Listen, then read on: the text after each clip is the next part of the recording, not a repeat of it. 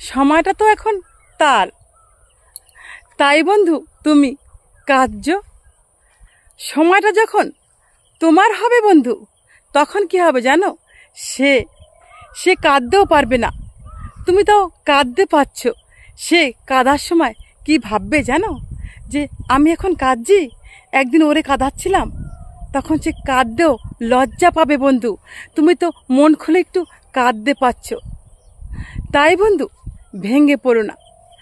সময়টা যখন তোমার আসবে বন্ধু, তখন সে ভাববে যে কি করেছিলাম।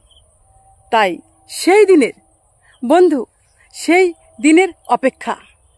দেখো বন্ধু, আমাদের সকাল যেমন হয় তেমনি কিন্তু সন্ধ্যা আসে।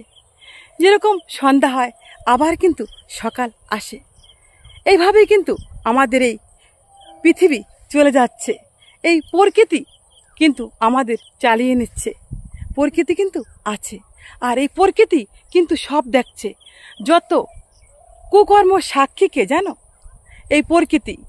আমরা ভাবি আমরা গোপনে একটা কুকর্ম করেছি, কেউ দেখেনি, তাই তো বন্ধু? না, তুমি ভেবো না যে সেটা কেউ দেখেনি। তোমার সাথে খারাপ হয়েছে সেটা কিন্তু ওই যে একজন সে দেখেছে। তার হাত থেকে আমরা কেউ মাপ পাবো না। সত্যি বলছি, আমরা কেউ মাপ পাবো না। সে সব দেখছে। সে যেরকম সারা দিন পর রাত আনছে, সে যেমন সকাল থেকে সন্ধ্যা আনছে, সে আসে বলেই এটা হচ্ছে। সে না থাকলে এটা হতো না বন্ধু। বিশ্বাস করো বন্ধু, আমার জীবনের অভিজ্ঞতা থেকে বলছি, ভগবান আছে। যেভাবে ভগবান আছে, তার কাছে ভগবান আছে বন্ধু।